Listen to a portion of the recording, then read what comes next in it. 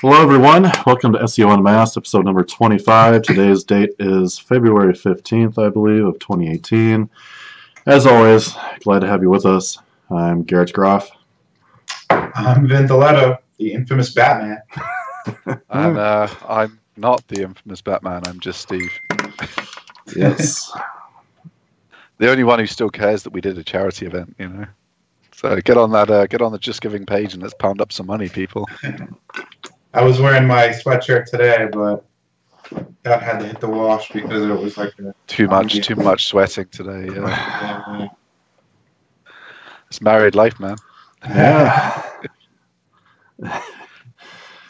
Congratulations. So what are we up to? Did we get any more donations or what? Someone bought a sweatshirt off one of the replays, I guess. Cool. But we've got 3 of the replays up now. I guess that'll pick up because obviously the presenters are going to promote their replays to their audiences and stuff. So I actually landed a client that saw me wearing the gear. He's like, "Oh, you're into SEO, blah blah blah," and going to do some work for his photography business. Cool. That's pretty interesting. I've worn it a few times to business events, and people are like, "What's SEO?" It's not going too well for me. Which kind of is we've got a good topic for that point later on in the show. So if you want to know about when I was out in Portland for Digital Summit West, it's supposed to be a big digital marketing conference. And even if you're not involved in SEO, you'd think if you're a digital marketer, you at least knew what SEO was, right? Yeah. Like you just heard at least someone talk about it. The number of people that I talked to, and Andy Halliday that was on the event with us, was with me, 70% of people didn't even know what SEO was. And it was you know what the funniest thing's going to be is when we go to LeadsCon and we meet all these performance marketers and they're all going to be like, "Oh yeah, we do $1 million a month in revenue, we do $5 million a month in revenue," all these bullshit numbers, that they're making tiny affiliate commissions on. And all of them are going to be doing pay-per-click and paid advertising. That's what that whole performance marketing game is about. But we know from our clients, like an agency we used to work with, and we did all the link building until they didn't have the client anymore. One of their clients, went from a zero, just buying a new domain, to a billion dollar company. $1 billion company, all from SEO, no pay-per-click. They only started advertising 10 years in. Wow. Try doing that with pay-per-click. I mean, what kind of budget do you need to grow that in 10 years? I mean, I'm sure there's some advertising billion-dollar companies that are less than 10 years old, but yeah. I mean, that's like startup growth, and it's not even a proper startup. They didn't invent an app. They didn't go viral. They didn't get 15 billion users. Just a performance marketing website driving leads. $1 billion company. Yeah, I went to 7. Affiliate Summit East one time because it's local, 45-minute drive from my house, and there was a huge disconnect between SEO and content and what those guys do. They're all paid marketing. But yeah, because the best way to make money as an affiliate is to take a tiny cut on something and then pay that cut to send traffic to someone else's someone else's atrocious low converting page. That's totally the way to max out your revenue online. You see all the big guns doing that. I would love to start diversifying my traffic into other sources like that, but there's plenty more work to be done in the SEO world before I start spending money on advertisements. Yeah, I mean, we spend a little bit on advertising, but every time we do it, we're like, this was shit. I should have just written a guest post somewhere, or Right. Got a few more links, or put a new post up, or put my prices up. Whenever we put our prices up by like a couple of dollars, we get loads of new orders in. It's like it's $2 different than last time you looked. Any of those things would be better than like a Facebook campaign or something, because it's not just the money, it's the time you put in. Like if your budget's less than probably around $20,000 a month, the time you're putting into running the campaign is you know, and I don't mean like your total advertising budget. Like if you're spending less than 20,000 on one piece of creative, one idea that you've got, you're probably wasting the overall ROI is being completely killed. Right. Compared with like SEO, where I mean, you know, you watch, for those of you who watch the 24 hours, you watched Ben spend probably 45, 50 minutes going over the content process. You know, the article was ready to go. Like you pay the content writer, I don't know how much, like $100 or something after you've done that preparation, Ben. Yeah. I don't know how many words you had in mind for it, like $100 to $200, depending how many words or whatever. And then it's done. All you spent's an hour and $200. And if you've got an authority site, you bang that up and you start making money immediately for 5 years until something hugely changes. Yeah, But you just can't get that kind of ROI. I mean, you spend like 15 hours coming up with some creative, and then you spend $20,000 on it, and then it's gone forever. Yeah. Like, obviously, you make money, but it's all my affiliate arbitrage buddies. They've always said that you got to have 20 grand ready to blow on a new landing page, a new campaign. And if you don't dial it in correctly, you're going to lose that 20 grand in total. You got to hope that get some kind of ROI to keep on reinvesting and then build your money off on that campaign. But if you're new and you make a mistake, you set up your advertising platform in an incorrect way, that 20 grand can just disappear. Yeah, whereas I think it's literally impossible to lose 20 grand on SEO. Like if you spend 10 grand on Vin, 10 grand on links, and you did a bad job in your niche, your pages, you just didn't have the right products or whatever, you might only make $500 a month, but in 4 years you put your money back. It's literally impossible to, unless you're insane.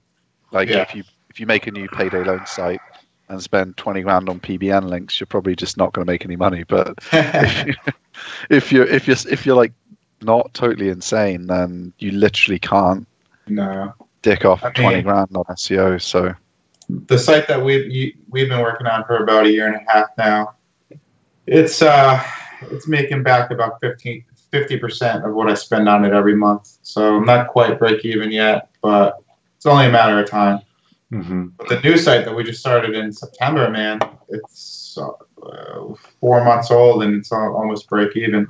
Nice. Yeah, I mean, I think that's a key lesson. I mean, I won't give much detail on Vin's project except to say identifying new niches that people aren't all over is just insane compared with the stupid things that me and Garrett do, like pick huge authority topics and some of the toughest.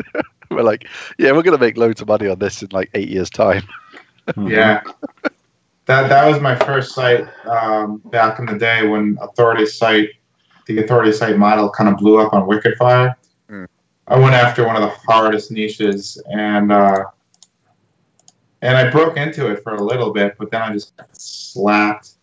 But the site's actually still around because I pull traffic from Bing and Yahoo, so it pays for itself for sure, and sometimes we make an extra, $500 a month or somewhere around there. So can't complain. Yeah, we had a bunch of those old ones, and I just could never sell it because nobody in their right mind will ever buy that site. So our best one got hacked, and like Garrett fixed it, put it on a new platform, cleaned it out, and he did it pretty quickly, but the rankings just won't come back, and it's like, get the fuck out. This was shipping as $1,000 a month, and like it's only been broken for like a couple of weeks. Give me my money back.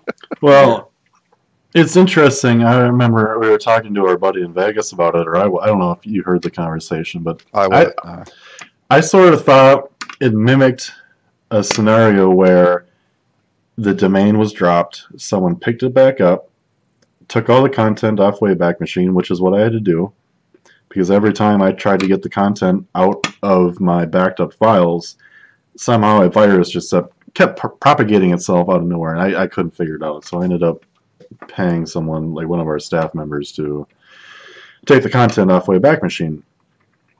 But I was talking to our buddy of ours, and this kind of mimics a scenario where I picked up a dropped domain, even though this domain was never dropped. It's always been registered, but it's very close aligned within a very short period of time. It was recrawled with nothing on it. It was just a blank website, and all of a sudden the content was back there, but everything was half-assed, organized, and I don't know if that ever had anything to do with it, and I haven't had time to That's actually. a really good point, actually, because they're really hot on trying to stop the whole drop domain money machine. So, it gets more interesting to me. Let's just say that is the case, and they flagged that site. It met enough criteria. Do you think it doesn't meet the drop domain criteria, but it meets the criteria of everything else that goes along with the drop domain? So I just think it's interesting to talk about. I don't know if that's exactly the case. It seems that way to me, but it's interesting. Yeah, I mean, as an outsider, it would look like a drop domain. Like it vanishes for a couple of weeks. I mean, I guess they haven't got the data on everything. So I guess they, like you say, if it flags a bunch of flags, but not all of them. Be an interesting experiment then to because it only has like 100 links. We could just get new versions of all the content written because it's already really targeted to the. It's a lead gen site. It's already really targeted to some easy. Yeah, well, now that we have our new girl doing everything, and she's actually on top of stuff, I think the next couple months will be interesting to see. Because a lot of that content does need to be consolidated, too. I mean, we had like 40 pages that were 200 words that worked 5 years ago, Yeah. But they need to be consolidated. Hey, those pages cost me $2 in India. I'm not throwing away that kind of investment. I've never done the drop domain thing. Me and Jared were going to do it on a project we were working on, but we couldn't really find one that was good. I don't know. Something about that kind of just like screams at me that somewhere down the road I would get tagged for that. Yeah. Well, I mean, it was amazing if you had, like, if it was a new, like what you're doing, but if you wanted to do it on steroids. Back in the day, because we did this, unfortunately, our business partner who was, what we were going to be selling was our own product, and he was going to make the product, and we were going to do the marketing. He borrowed about 10 grand worth of video equipment and other things that we bought him and vanished. So, but yeah, so no hard feelings. Obviously, we never made $1 on it, so who cares? But actually, we made thousands of dollars just sending these people that had signed up to the mailing list random ClickBank offers. We made about $10,000 before Google penalized the site. Well, yeah, I mean, the project broke even, but that should have been a project. It was one of those things where everything fell in place. Perfect timing. No one really knew how to repair phones at the time or electronic devices. It was going to be a big thing, and then it just. Okay, and what we did was we found a drop domain that was for it belonged to a school originally. So it was an education domain. We were launching an education product. It was going to be a school for phone repair. Bought a school domain. So you got the topical relevance. We slapped like 30 pages of just trash content. Ranked number 1 for iPhone training. 4 days later, boom. 400 email signups a day. I mean, imagine our mailing list after 3 months of that. I mean, it would have been awesome to see how sustainable it actually was. Money. I mean, it was. So that's why at that point, with the number of signups, it's something that would have grown exponentially regardless of rankings at that point too. It was like a full blown. I did it with Champix as well. The stop smoking drug. I bought it was a former. Like charity related to drugs website, and they went out, the charity shut down. I picked that bad boy up. It wasn't even a drop domain. It was like dead for 2 years or something, like proper ghost domain. That could be my don't tweet this. I'll tell you how we found those for any of you who still think you can make that work. But yeah, it was a ghost domain. They'd been gone for a couple of years, but it had some insane links, all of them like drug treatment, stopping smoke. Well, it's mostly stopping smoking crack rather than stopping smoking. But that back then, that was enough topical relevance for Google. Slapped up a whole load of pages, and in the UK, we were number 1 for online Champix pharmacy, online Champix prescription. It was 80 a lead. Right. So I mean, that was again. 500 invested and 1,000 a month until Google penalized it 2 years later. So it wasn't that you made a fortune on an individual one, you just picked up these drop domains, you slapped content on them, you instantly ranked for some. You couldn't rank for like sham picks, but you would just pick some long tails where you knew you'd get like 100 visits a day or something, 1 or 2 leads. You can still do that today, but the white hat way to do it is to go find those little project blogs in your niche and offer to purchase them. Okay. Then take their content, put it on a new domain, a new URL on your site. And 301 their stuff. And 301 We're a year ahead of when you're supposed to say that. Don't tweet this. What's that? You're a year early on that. Don't tweet this. We're only supposed to share the not working old stuff. No, I mean, if any of you want to read about that stuff in a lot of detail, have a look at some of Nick Eubanks' old stuff. He did like a case study where through a site just buying old blogs like that and bringing their content on. I think he went from like 0 to 300,000 visits a month just through that strategy of acquiring related content and blogs with links. Sometimes the people will continue writing as well because they're like suddenly getting loads more views. You're like, oh, come into our more authoritative site, keep your blog running. But you'll get 4,000 people read every article instead of 40. Right. So sometimes you can get the people to keep going. Obviously, Vin shouldn't have shared that tip. So someone's going to be a millionaire tonight. I don't. Yeah, you know what? There's some guy just emailing out right now, buying some blogs. You've ruined the internet, Vin. I mean, that's actually something we're all getting into now. Starting to look at options to buy to bolster our sites and. Because it's really natural. Because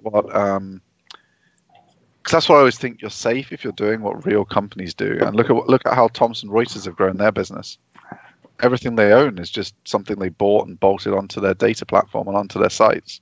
Yeah, and I can't see how that practice would ever stop working and ever get penalized because. It's not a manipulative practice. It's a natural business tactic. you're improving user experience as well. You know. Mm-hmm. So yeah, your site was crap before. You buy 3 good sites, your site's good now. It's a win-win. Cool. So we got some news or what? I'll let you yeah. Did you get a haircut, buddy? Yeah, I did. Last Friday, I had a client dinner, so I had to. Nice. Get a haircut and get my beard trimmed properly, and was that the my hair is not I didn't shower today, so it's whatever. with his new hairstyle, he has to actually spend 35 minutes blow drying it to get it to sit right. Megan's in the bathroom with me combing it, and this is how it comes out. It's glamorous. It's fancy. It's a new look. Case study site update. Stuck actually for a few more keywords, like really slowly, and it's still. Not long tail stuff. It just slowly keeps sticking for competitive stuff, but it doesn't stick. It must be a content issue at this point, I think. Did you migrate to commerce yet? Not yet. The last 2 weeks for us have been rather chaotic. Yeah. And it's just been fuck it. But I do have someone in the team that's actually going to be paying more attention to this, since obviously I can't. So she's going to be working on it, and I'm going to be training her and a lot of the technical stuff with the Content King app. So it should get better, but I think we're still definitely going to move it to WordPress because I can't see a point paying the measly $29 a month to Shopify. I just don't. That's $290 plus 40 or 58. Yeah, it's like $350 for no reason. I don't know. I don't know. But it is starting to stick for stuff. I don't know why it's sticking for main keywords versus no long tail. It sticks. We got some advice from some Shopify experts that we're trying to tell you how to deal with that, right? But it still didn't do anything. Yes. Well, the thing is, I haven't had time to go back through. Like his presentation was the very last one. And that's when we'd been up for like 36 hours, and I don't remember what we talked about, unfortunately. So no, getting a day's work in, then doing a 24-hour SEO charity marathon, probably. But I mean, we had such a busy month in January. I mean, normally January's kind of quiet, so we thought that was a good month. because usually everyone's figuring out their budget, and some people start trickling in it, and usually And February in the is UK, the no one month. orders till April.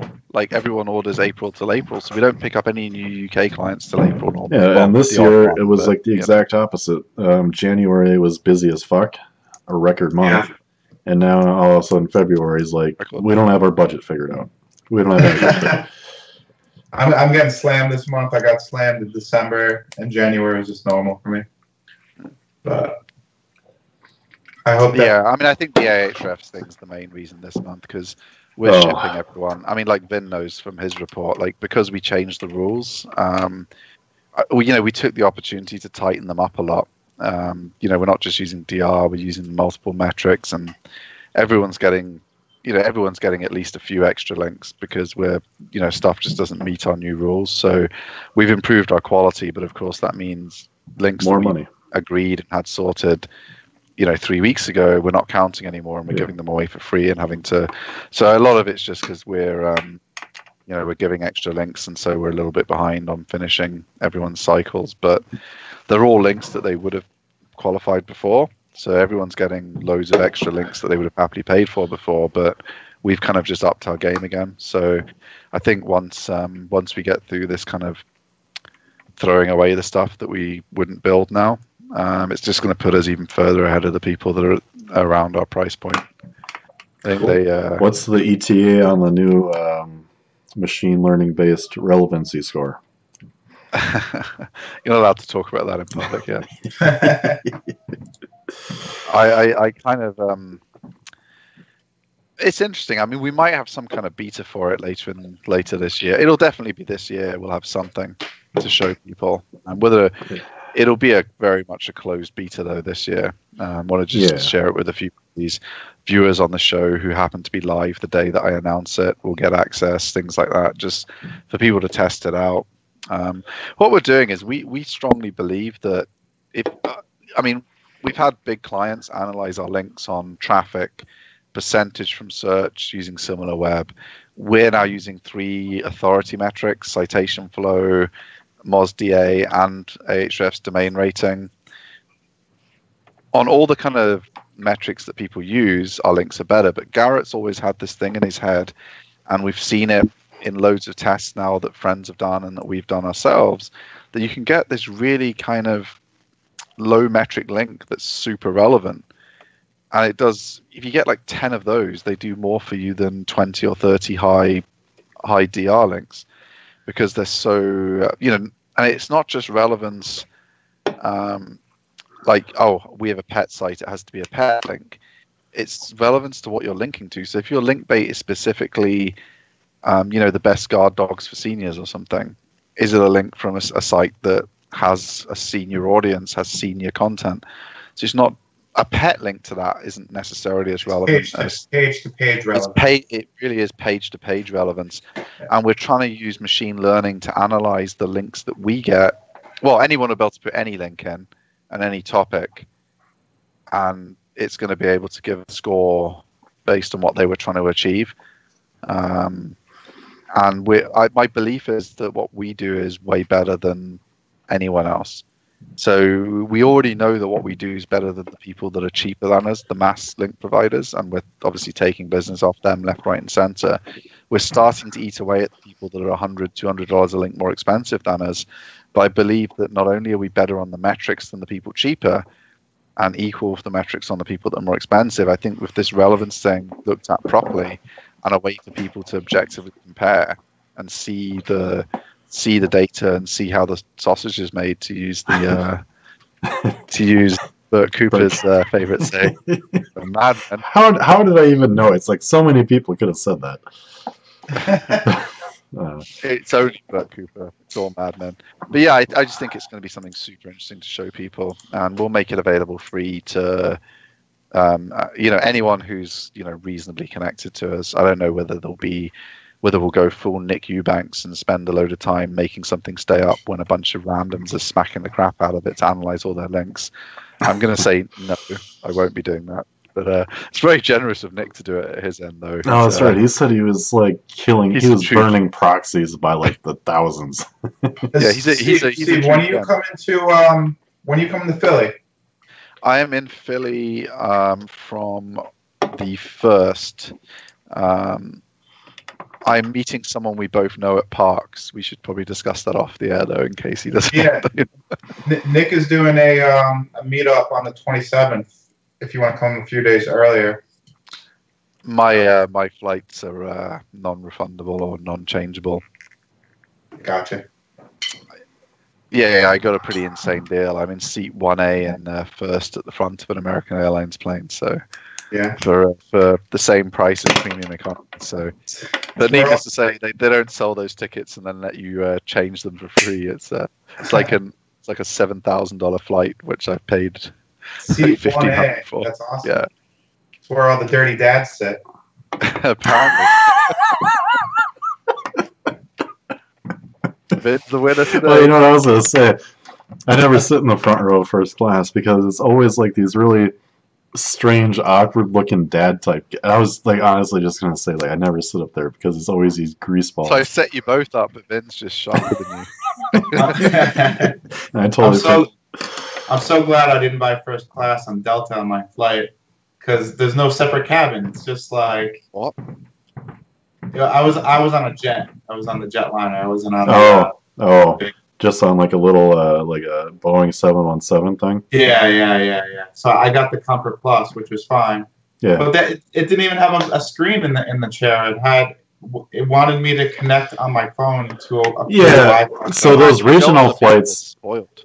Like American Airlines, you never get. Well, Delta does have a problem with the the really short regional hops from like New York City to Chicago. Yeah. And for me, it's like Minneapolis to Chicago or equivalent. You get stuck on these really small old planes because they have so many of these old planes. They can bounce 10 routes a day off of them, and there's like no reason for them to have a bigger plane.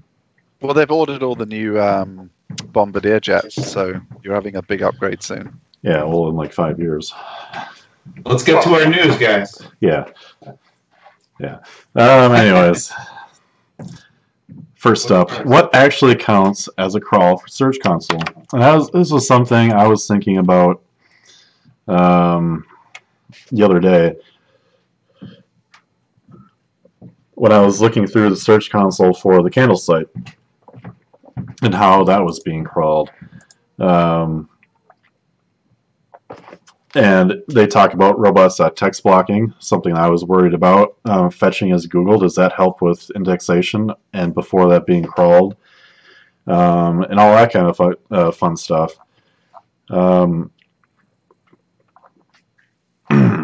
Losing my voice already. I honestly don't really know so much about this crawl budget stuff. But I did kind of do my own little tests early in September. Between letting things index naturally and then using fetch and I found that when I let something index naturally, I had a better chance of ranking higher off the bat. I mean, I think if you think about what real people do and real authority sites, like, do you think? Well, I know for a lot of big media sites, they don't have their SEO guy go on to search because they publish 1,000 articles a day or something.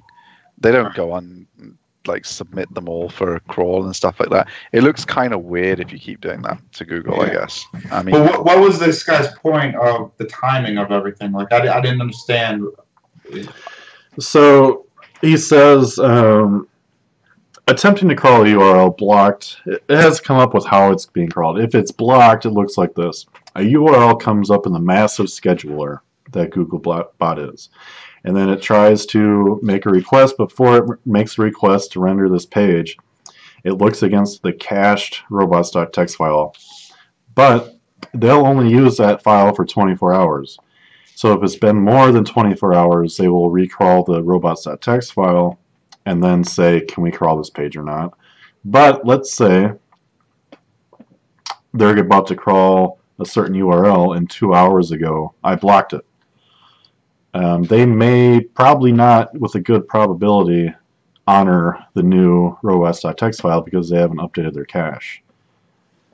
I mean, we know from experience it took us 2 months to get something out of the index using, robots.txt, using, no index on the pages, all the different things you're supposed to do. So, submitting it to Google for manual removal on Webmaster Tools, everything you're allowed to do, we did, and it still was in the index for 2 months. And what was super annoying about it is it would find some other random thing to index and show for that query that you didn't want to show. It was like whack-a-mole for 2 months until you get rid of something.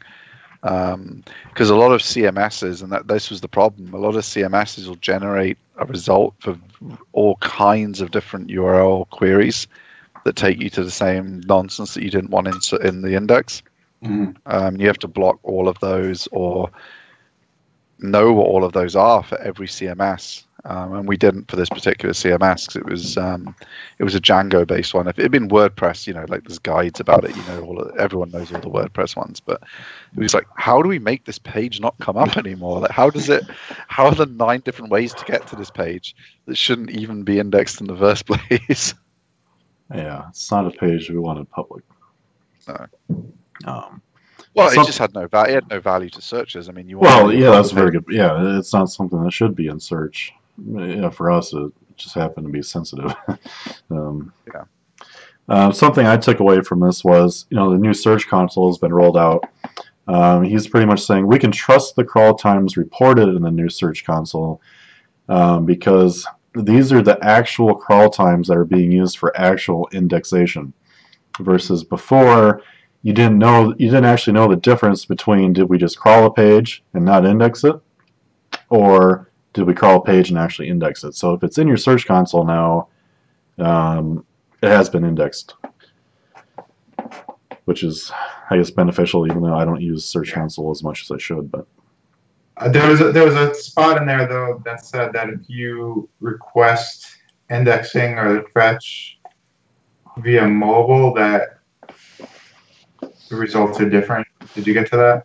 I did not. That's interesting to me because I see a lot of people, I don't know why, in the local space, they're always trying to index pages ASAP. And they're always using the mobile index checker thing or the mobile speed test or anything like that. Because people who do local SEO are charging their clients like $500 a month and getting no results for them, so they're trying to... Hey, my one local SEO guy, he's banging right now. Yeah. He's rolling in the league. He is, but I bet you didn't charge him $500 a month. No, it's a bit more. It's kind of hard to get the results. But yeah, it's interesting. I don't really know what to make of this yet. I think this is the example we always use. Like if you're in local and you've got a client in, like, say, pest control, and you're only charging them $500 a month, so you can't actually achieve anything in month 1. People are just getting a page up. Like, I don't know, what's the least common pest you're going to have in the town? Like, I don't know. Aardvarks? Yeah. Or like, I guess, like, wasps in Las Vegas, where, like, there's no what. You're like, oh, yeah, look, you're number 1 for wasps in Vegas now or something. It's like... Watch, there's like a pandemic of wasps. I know. Yeah. When we land there for LeadsCon, like, we'll get off the plane and it's just going to be like a swarm. Vin, are you coming out or not? Or do you at your honeymoon? Are you coming out, Vin? Is that March? It's in a couple of weeks, yeah. We get in March 4th at about 11:50 and fly out Thursday morning, the 8th. I think that's the one I'm going to try to come to, yeah. I'll figure it out tomorrow. It'll be good. It'll be good, man. If any of you watching are coming out, let us know. It'd be really cool to see some of you guys out there. It's going to be a good event because it's not the usual SEO crowd. We're going to have access to people who think that we do witchcraft or don't even know what it is. And the opportunity. And some of these people are making a fortune. They're spending $1 million a month on Facebook and stuff. You've only got to convince them to give you, 2% of their budget. Give us $20K a month, and you'll show them an ROI that eventually beats their Facebook, and you'll definitely beat $20,000 that they spent on Facebook within 6 months. So it's a real opportunity for SEOs. We need to get out of our bubble and stop trying to sell things to people with no budgets, trying to sell things to local businesses for $500 a month. Just get out to events like this, meet people that have got serious budgets that are doing the wrong thing, and take a tiny percentage of that budget and show them that you can make them more money. And then you'll forget enterprise clients, because enterprise clients spend 20, 50, 100 a month. You can get the people that aren't enterprise. They're just three guys running some kind of affiliate thing, and they're spending $1 million a month on Facebook. Yeah, you'd be surprised. That's why it's not that uncommon. It really isn't. I mean, go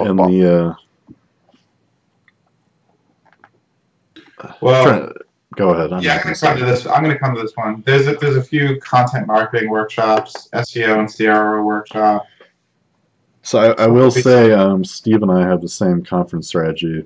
We don't go to any of the speakers.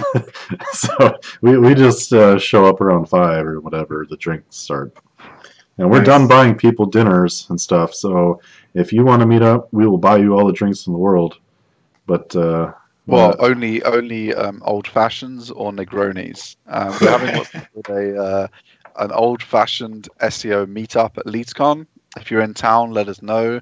We will meet you at a suitable cocktail bar, and we will drink Negronis and old fashions.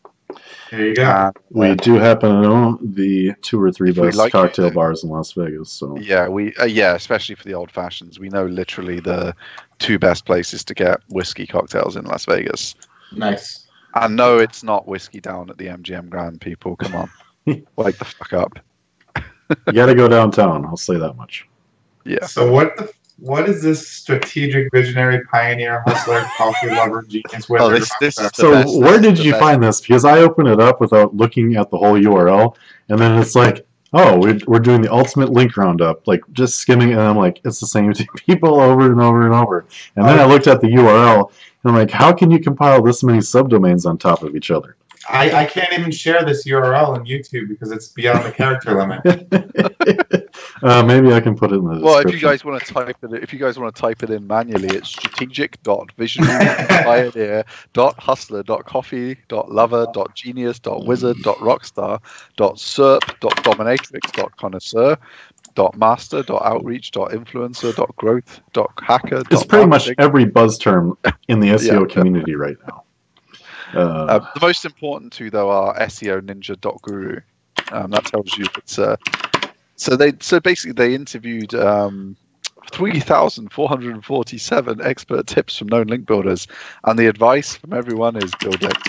I just liked it because it's kind of like we're seeing a lot more of these comedy domains and comedy kind of hacks to get a bit of social traction. Like we had the one with that artwork, the other show. I'm trying to find at least one a month, which is kind of a bit weird, a bit interesting, and SEO related or marketing related. How did you find this? This one was on Twitter because I followed Julie Joyce. I think I need to start going on Twitter, especially after I'm kicked out of everything on Facebook. If you want to buy links for way more than we charge, then Julie's a great person to buy them from. But in real news, you giant advertiser. That's news. If you want to know what SEO is all about, it's build links. This is the most important news story of the. I'm sorry, man. This was the main story. This is the feature story. What was wrong with you, man? Unilever is pulling ads from Facebook and Google over toxic content. Well, no, they've threatened to. What they're looking to do is force, because Facebook and Google have traditionally never agreed to let anyone else's metrics be used on their platform. So you take their metrics or you get the fuck out of here, basically. What Unilever wants is, well, there's these industry standard metrics for measuring online ads. It'd be kind of cool if we could get them on your platforms. Oh, and it would be super cool if there were independent auditors making sure that you weren't sending us a load of bullshit traffic and putting our ads, on. And it would be super unfortunate if you didn't do this and I had to pull $1 billion of ad spend.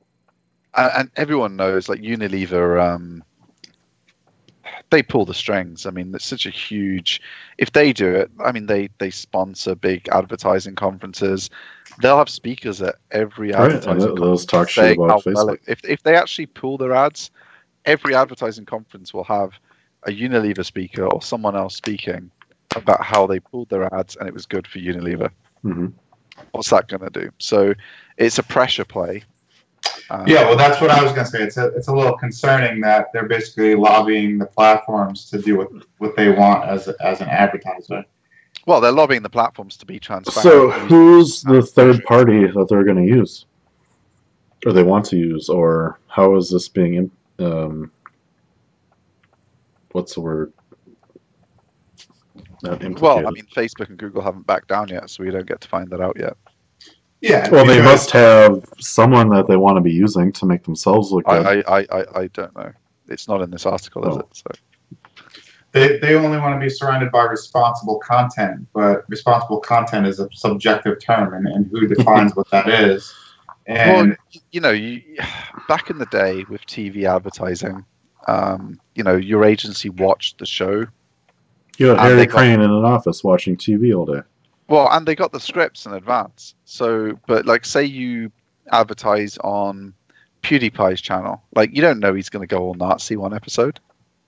I know PewDiePie, you didn't really go all Nazi, but that's the point. Like for the brands, they have no idea what these creatives are going to do. So they want to just have the same safety they had before, that their brand's not going to be, they're not going to be spending money. They're not going to drop. I think it's a legitimate dilemma. And how do you solve it?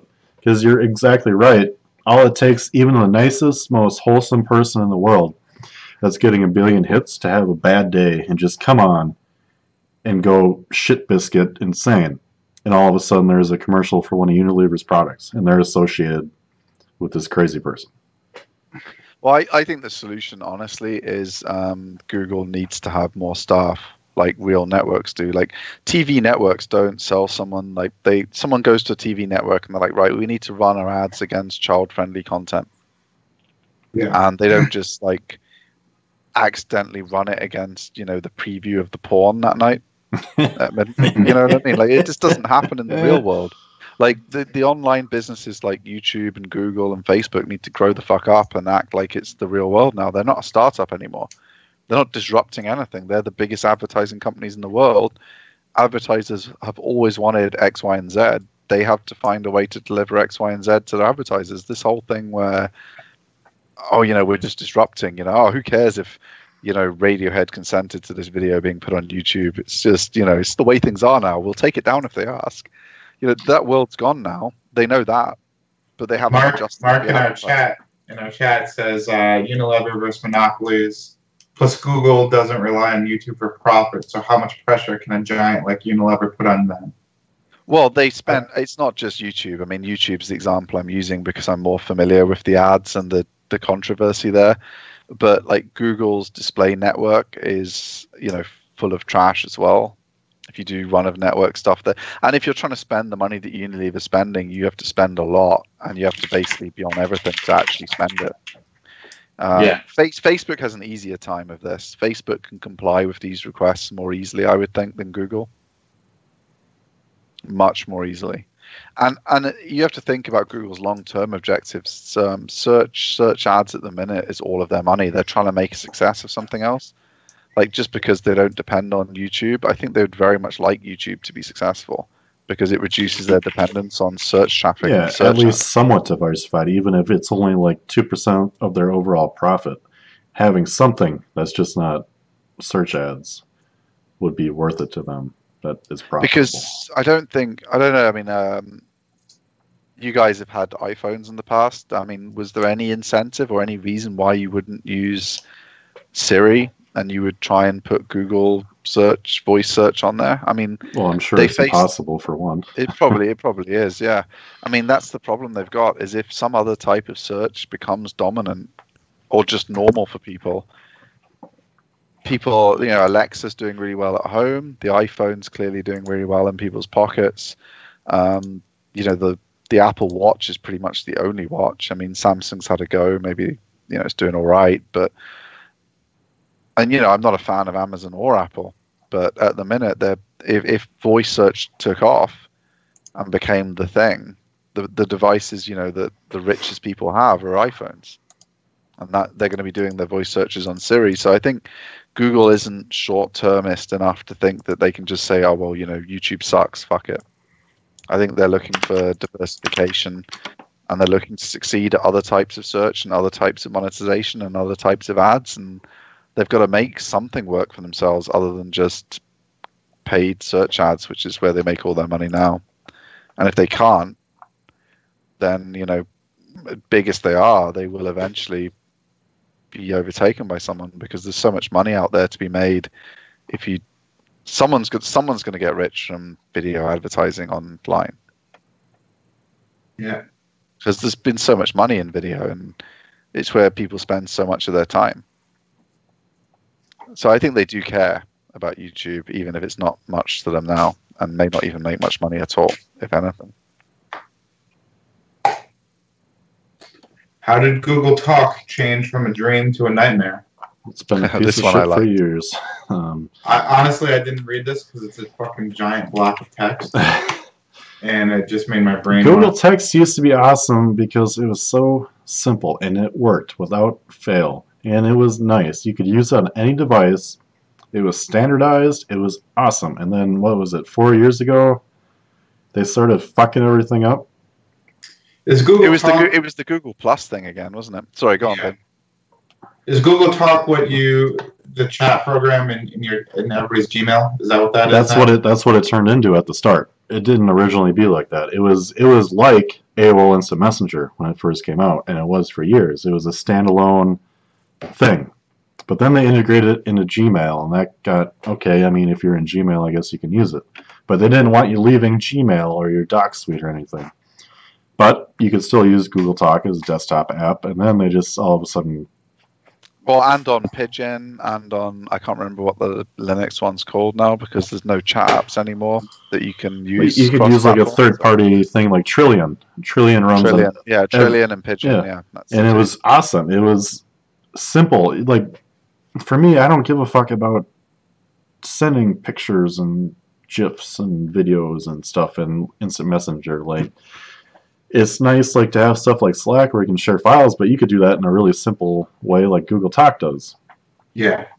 Didn't WhatsApp pretty much just take over that game from everybody? Well, only because Google killed their own platform. I mean, AOL killed their own platform because they killed themselves. They were just, whatever they did was going to be destroyed. They had that whole game locked down. All they had to do was work out some deals with some carriers, and yeah, I mean, AOL's AOL. They do what they do. Don't do what they don't. They do what they do. This is no way you could describe their business model. I mean, they had the world locked down and they chose to give it up. But yeah, I mean, there was no reason for any of the, Facebook Messenger, any of these other ones, WhatsApp, any of these things to take over. I mean, the messaging space was locked down by some big players, and they chose to give it up through incompetence. And like Google was like, "Oh, use this new thing." What did they call it? It says in this article, I forget now. They tried to force you to this god awful new thing Google Talk, then there was Hangouts. Hangouts, that's it. Yeah, they tried to force you. So suddenly you're like using this Hangouts thing, but it doesn't tell you whether the person's online. Your messages don't sync. Yeah. There's no offline messaging mode. But wasn't Hangouts the video chat where you could have? It was part of it. Yeah. It was everything. It was everything. They destroyed Google Talk and merged it all together. But you had to use Hangouts. You couldn't use Google Talk. That was at the same time where they had that threaded chat system, project management system, which I think was called Google Wave. That was a disaster. Yeah, it was all these products that they put out. That was around the same time they announced the Google Glass too, and everything just sucked. Like everything had a really cool concept, but none of it was like fleshed out properly. And I think that goes back to what I was just saying. Like Google has such a bad track record at innovation or new shit, and every time they touch something else other than search ads that they're good at, like they dominated talk. Like I mean, it was them and MSN Messenger were huge because they both destroyed like ICQ and AIM. everyone was on Google Talk. Like, I didn't use Skype for anything. I was using it for my international calls. I was messaging everyone on it. Google Talk, but I've gone back to Skype. Everyone's back. Every single one of my clients is on Skype. Google Talk had all of that locked down, and Google, being Google, destroyed it. Like, they've destroyed everything they've tried to do that isn't search ads. So they do care about YouTube, because a lot of fucking people watch YouTube, and they really care about making that successful. So because they fail at so many things, they can't make a social network. Yeah. They can't. I would have loved for Google Plus to really take off and be what it should have been, to be a centralized communication platform for everything, for everybody. But now it's just so segmented that that ship has sailed, first of all. And it seems like because of that failure, I kind of entrenched all of the competitors into almost like a permanent thing, you know? Like Facebook. Well, I mean, there's no permanent. I mean, you know, Facebook is for now. I just mean for now. I mean, the difference, of course, these days is the incumbents have so much money. Like, MySpace couldn't buy Facebook. He turned them down, or whatever the story was. I forget now the details, but like, they couldn't buy them. But when the amount of money that Facebook's got, like, the Instagram founder might have realized that Instagram would be bigger than Facebook one day. But when someone comes to you with $1 billion, holy shit, you have to say yes. I mean, there's just, because they could destroy you. You don't know. It's a gamble if you turn down $1 billion. The money that Facebook has to buy people, unlike on WhatsApp, like you said, they don't have to actually innovate. They can just buy things. And maybe that would be a better strategy for Google. I mean, they keep trying to make things and they suck at it. I mean, like, YouTube is the one that they might be able to make work, and they bought it. Yeah. The ones they've tried to make themselves have been an unmitigated disaster. You know, a couple of weeks ago, we talked about how I switched over to the Samsung, and I was really on the fence because I wanted to pick up the Google Pixel. But in the back of my head, I was like, what has Google done that has lasted? That's true. I probably never. Yeah, and the Samsung's a better device anyway, I think. Most reviews and stuff, battery life, performance. I mean, the chips as well. The Samsung chips better. So I'm really happy with the Samsung. I'm glad I changed over from Apple, just because it's so well integrated with the Google products that I use every day. But yeah, I'll need another few iterations of that Pixel phone before I'll buy into it. Yeah, it's like the whole Motorola thing. You just don't know, like, is this going anywhere, or are you guys just going to mess it up and give up and sell it to someone again? Yeah, Motorola came out with the smartwatch. They had the Motorola 360, and it was the coolest looking one, but it never took off. Microsoft came out with the first tablet. People just weren't ready. People hadn't understood. You had to make the phone first. Yeah. You couldn't just get people to use an iPad. Like, what? You want me to touch a screen? You had to bring the phone out first and get everyone used to, like grandma with her iPhone. She knows how to make a call touching the screen now, like Star Trek. Like, you had to do the phone first. Microsoft just brought this tablet out. We're like, look, you can touch the screen. And people were like, where the fuck's the keyboard? What was the name of that tablet? It was based on XP. I forget what they called it. They released it like 10, 15 years or something before the iPad came out. They kind of had the last laugh, though, because all business people have a Surface. No one uses the iPad Pro, so yeah. Now that I switched over to the Samsung phone, I'm all in on PC and Microsoft, and you know what? I think they're going to do a lot of cool things with voice and augmented and all that stuff. So Microsoft Research is an insanely smart division. They working on stuff that, and I was annoyed at the time because I had a Windows phone, and the Windows 10 was amazing on phone. It was much better than Android, and Apple's shit's not even close because you can't work on it. You had a fully working phone that turned into a Windows PC if you docked it. I mean, do you guys want a history lesson quick? Go ahead. In 1999, Microsoft attempted to reinstitute the then decades-old tablet concept. They had been trying to do a tablet for years, apparently. And they finally came out with it in 2000, and they coined it the Microsoft Tablet PC. Interesting. Keith, Well, I mean, the Surface is clearly the best tablet you can buy in the market. It's not even close. I mean, you've got 10 hours of on the mobile version with the one with the mobile chip. Is it the M3, the Intel? Garrett's more on the hardware than me. What's the I don't know what mobile chip the mobile things are. 4M or whatever. Yeah. I don't know. I can't remember what it is. But if you get the mobile chip version, like you got 10 hours of battery life on a full working Windows 10 laptop, but it's light. You can use it as a tablet. It's got a pen. Draw on it. They actually had some artists go around London drawing London on it the first day it came out. Yeah. That went pretty. I don't like tablets. I don't know. I don't like. Neither do I, Garrett, man. I'd either have the Surface where it'll be a hybrid laptop, or I'm fine with my phone. Well, I mean, I tell you what I love about the Surface is that you can use it because the touch keyboard is like so thin. But if you're just away for a couple of weeks, it doesn't fuck your fingers up or whatever. I mean, I wouldn't buy one and use this keyboard to work on, like some people would do with a laptop. I don't think it's suitable for that at all. But you can type super fast on it. It's really good quality. I'm really weird about the screen size. To be honest with you, it's a decent size. It's similar to laptop. I mean, like, and it's ultra high definition, so it's not okay. like so you have more usable space. Yeah, it's not like you've got a 1080p. I guess I haven't owned a tablet. Well, actually, we bought that one tablet at one time, but the first one I ever bought was the Asus Transformer. That was about 2010 when that came out, I think, around there.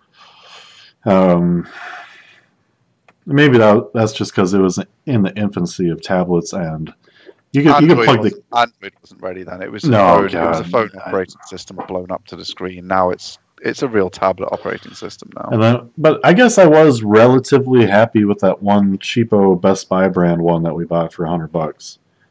Yeah, like the company. I couldn't ever work on it. It's nice to be able to lay in bed and read, or like if you're on the plane and watch a movie. I don't think I could work off one, even with a keyboard. It's just that's when they were too small. I mean, they're way smaller than the Surface. I mean, I had one that was the same. I had the Samsung equivalent of that one. But I tell you when it was really useful, and I do miss that even with the Surface, because the bigger slate size on the Surface is more uncomfortable to hold.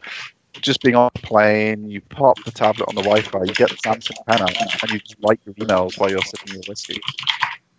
And I think that's super valuable just to kill that it's productive in that time. You haven't got to like set a laptop up, get the table out. You can just chill right back in your first class chair and just. This might just be me, but I have found I have a hard time actually writing these days. Oh, that's the beauty of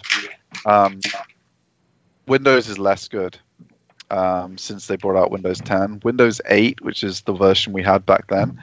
You could scribble incomprehensible like no human could read what I wrote into that Samsung tablet. Like it was gibberish, but it would learn what you were trying to write. And it was unbelievable. I mean, some guy sat next to me on the plane. He's like, I can't even read the words you're writing, and you're just like powering an email out. I'm like, yeah, I don't know, I can't write anymore. So it is pretty cool. I think there's it's a shame it really regressed. They've actually in the latest Windows 10 update massively improved it again. It's actually usable again now. I don't know how long I've had this Surface for now. A year and a half, 2 years or whatever since the Surface. Whenever the Surface 4 came out, I got it straight away basically. It was unusable, the handwriting recognition compared with Windows 8 when it first came out. They've just started adding the Windows 8 features back in, which is kind of annoying because. So I mean, I don't know. I think if you're going to use it as a tablet full time, you want to go Samsung Note type tablets with the S Pen, because Android is better at handwriting recognition. It'll have like an extra 3 hours battery life. I mean, you get up to 13, 14 hours on an Android tablet these days. If you're going to use it mostly as a laptop like I do, but occasionally as a tablet. Like in client presentations, it's great to have the tablet to pass around and show people can just kind of play around with data and stuff live on the screen. Stuff like that, super cool. So, Big G caught buying links again. That was funny. Well, Barry's obviously doing He's being tongue in cheek, but everyone's like treating it as if he's being serious. Like the comments are just insane on this article. Yeah, so the idea is he's joking, right? The idea is you should never, ever, ever buy a link. And Google sponsored something or another, and they got a link from it. And Barry's being funny, saying, well, they donated money. They would penalize me if I didn't have that link no-followed. And here I am chasing them up, and they won't no-follow that link. But people got way, way, way, way too serious about what the fuck's actually going on here. It's like, do you remember there was one of the comments was really funny? Do you remember which one it was? Now I pasted it over. Let me try and find it. Oh no, yeah, hold on. It was some guy said. I'll try and find if I can. There's so many comments now because some guy said Google's monopoly strategies are making it really hard for us mum and pop search engine owners. What does that even have to do with it? Nothing.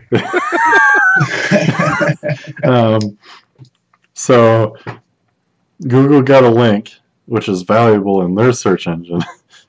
Yeah, I'm not even gonna try. It is funny, but if you try to think about it, I don't recommend thinking about jokes too much. I'm not. It's your immediate reaction. I chuckled when I first read it, and then I was like, "What?" I think the key thing to remember here is just like for the rest of you, if you sponsor one big like if you sponsor the 24 hours of SEO, we didn't follow the links. Like people aren't like sponsoring the 24 hours of SEO. It's a natural fucking thing to do. Link to a sponsor. Like if we've got like a sponsor who provided one of the keynote speakers, which they did, they promoted the event, they're a natural partner for the event. If this was the 1940s and there was a big charity event and a business sponsored it, would their phone number be on there? Would their mailing address be on there? It seems pretty natural. Why wouldn't you have a link? Where Google's penalizing people is when they run a, because I know an example of this, big finance site in the UK. Yeah. All of their links were fucking sponsorships. They sponsored every charity in the fucking Europe. Yeah. Obviously, you're getting penalized. It's the same. The rules are the same for Google as everyone else. Google sponsors a handful of events. What percentage of Google's link profile is this? We have 3.5 trillion links a year, and 25 of them were sponsorships. Yeah, it's nonsense. I mean, it really, like if you sponsor two big conferences and you get a do follow link, Google is not going to penalize you in a million years. One, because it's two fucking links, it doesn't make any difference. Yeah. Two, if your site has 100 of those links, that's completely if all you do is sponsor everything that walks, you're going to get a penalty. It's the same with scholarships. Like if your company runs 4 legitimate scholarships, they're actually 4 legitimate links to you. If you run 400 bullshit scholarships for $100 each, then you're manipulating Google's link algorithm. It's all about whether you're taking the piss out of Google. Like if you're flipping one off at them every time you do something, and you're wondering why they care, and it's just common sense, people. Like think about what real companies do. Real companies sponsor a few events. Can you sponsor a few small number of events? Yes. Real companies maybe have some scholarships. Can you have a couple of scholarships? Yes. Real companies post occasionally job ads on .edu sites. Can you post a couple of job ads on .edu sites? Yes. Can you do 400,000 of any of those things? No. I mean, for fuck's sake. Like, I don't understand why we have this conversation so much and why the comments are so insane. Why these people are so pissed. It's like... Yeah. Well, it's because all these people are constantly fighting to rank their own sites, and then they see something like this, and they're just itching to rip into Google for something. So I mean, I love Google because we wouldn't have a job without them. They've made search successful. Like search sucked before. You couldn't actually find anything. And all right, I can't fucking remember before Google search. What are you talking about before? Ask Jeeves. I'm much older than you then. I mean, I know Ask.com. I mean, Vin now is an old married guy. Is looking at me. What about dog Garrett pile? might look fresh. You know, I mean, Garrett looks Dogpile. Wow, that's. Garrett looks like Hey. Dog pile was around, and I liked it because I was a 12. I remember. We were using Dogpile for stuff about 4 or 5 years ago. I don't remember what we were using it for, but I remember it came up once in a while. Some kind of scraping thing, but yeah, we'd use Dogpile. But I remember Dogpile properly and Alta Vista. Alta Vista, that's and then there was the hacker version of Alta Vista. It was Hasta La Vista or something like that. Yeah, yeah.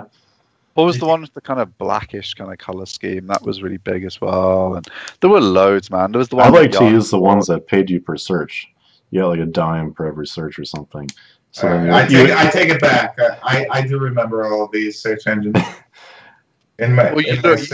You look old enough now. You're married. Yeah. I think it's added 6 years in a week. Oh God! You looked so young last episode. God, I'm not even gonna recognize you in Vegas. You're gonna be some fucking. I know. You're gonna be like, "Who are you, old man?" Yeah, some you're old too old. walking around with a cane. I'm gonna be sitting there with my old fashioned, looking old. It's alright. Yeah, I think people are crazy.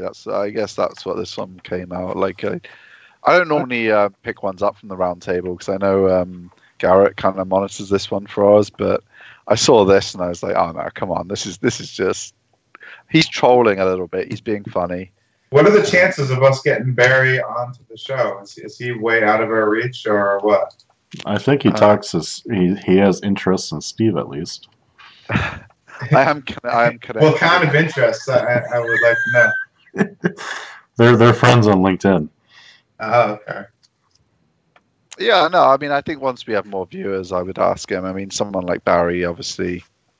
I wanted to have him on the charity event just to have him talk about. I think year 2 we've got a chance because he's seen so much, and I think he's relatively neutral despite what people say. I don't think he really gives a fuck about what's going on. He just Barry's 100% neutral. He reports what's going on in the forums and he runs his own marketing agency. Like you can't accuse someone who makes their money from doing it and just reports what other people are saying of being biased. This one. Just like from his point of view, obviously he's had access to stuff, and how much stuff he can actually talk about, I don't know, but I think it would just be interesting to hear about it because it's probably not something he talks about very often, and 2, not many other people can even. I know for us guys, I'd love to hear from everyone who's watching, like where you read. I mean, in terms of search engine news, not actual advice on. I don't read any news. I just go on there and get stuff. In terms of the news, the only place I would look is the round table because Search Engine Journal, all these other ones, I mean, the guest writers they have, it's just bullshit. And Search Engine Roundtable, he just looks at what's going on in the forums and gives you the lowdown. So you get the news, but you don't get some nonsense about, build links this way. It's by some 24-year-old who's like, why are they writing with no experience and no history? Why are they writing for one of our industry papers and stuff? It's a joke. I mean, some of the stuff that goes on SEJ and Search Engine Land even these days is just embarrassing compared with. And Vin and I have spoken about it before. We had a chat for sort of 10 minutes during one of our interludes before about the difference between what we used to read in the finance industry and what we have to read now. It's a joke how bad they are. Yeah. Our industry press is a joke. I'd love if there was money in it so someone could actually make a really good industry site. Like if we would all pay to get really good authors and really good stuff, like Fund Strategy in the UK, they only get those top fund managers on because they're probably ponying up some proper money and their funds have got, and they'll if their guy writes a really amazing article, they'll get 100 million in inflows that week because all the advisors reading it will be like, oh, this guy knows what he's talking about India. Let's check out the Jupiter India Fund again. There's no benefit to you in SEO. Like, you write something really good and you get destroyed. And I did have a discussion with, I forget who it was now on Twitter just about it. He was saying, I don't know if I should release this stuff on Search Engine Land because It's my secrets. It's stuff that I found researching. And I said to him, there's enough business for all of us, but every shyster reduces the market. So if we can improve the knowledge of the industry as a whole and we all do good work, we actually make more work for all of us. Yeah. And that's, partly why we do the show, because that's something that's a great insight, man. That's something I've been saying forever. It's like I've seen like competitors at conferences and meetups and stuff, and they all give you the side eye, like, oh, that's Vin from Word Agents, like we have to be enemies. Like, why? There's more business in this world than I could possibly ever come close to scratching the surface of. We're pretty close to each other. Let's help each other. Let's promote each other. In these Facebook groups that we're all part of, and we kind of sling our services around. Whenever anybody asks for a content service recommendation, I obviously give myself as a service, but I also list 3 of my competitors because A, it makes me look like I'm not, a shyster like you just said, and B, it helps the people that I end up talking shop with, once a month, and I have no problem sending them business because there's more than enough business to go around. Well, I mean, we had a client that I tried to send to one of our competitors quite a few times, but he insisted on giving us the money. I was like, well, yeah, the biggest thing to me. If you want this, yeah, our buddies will take care of you. Just go to them. They'll charge you more, but they'll sign this thing you want signed. It's like, well, but at the end of the day, like, you want our product, you have to take it on our terms, and if you don't, but you want to know who you trust to give that recommendation, because I don't want someone to think, oh, I'm just trying to fuck them off to anyone because I don't want to talk to them. Like, if they want to change what they want and work with me, that's fantastic. If I actually have an email template that I have titled "Bad Clients," and this is for clients that I just get these crazy people sometimes that they contact me for my services, but they're already like aggressive and they're already like accusatory and they're already like doubting my service before they even purchase it. And I'm like, why do you even want to work with me? So I have this email. People like Ken Cosgrove. What's that? You don't want to satisfy your clients' needs. You want to make them feel like they have none at all. I don't know, man. Ken Cosgrove. Is that Mad Men? Mad Men, yeah. But so my template is basically saying, hey, man, like, we're obviously not a good fit. Here's all the spots where you can leave a negative review about my service. And here's all my competitors that you can go and complain about me. And just let them know that Vin sent you. And I've only sent that maybe 5 times. And I haven't heard any thank yous from my competitors. So I don't know if it worked out or not. But it's a good way to cast off those crazy clients that are just negative for no reason. I mean, I think it's something Garrett's very good at is being Kenny Cosgrove. Like, I think Garrett's very good at the whole, like, there's no difficult clients. They think everything's being dealt with the way they want with Garrett. He's very good. Well, at the beginning of my career with Word Agents, I was a bit more confrontational with people like that. There's no point being confrontational. I mean, that's one thing. I don't want to say too much about this because obviously we're going to talk about it in the main topic, but there's no point being confrontational because they just want what they want. You want what you want. It's just business. Yeah, so you just got to lay it out matter of factly and say, this is what I can offer you.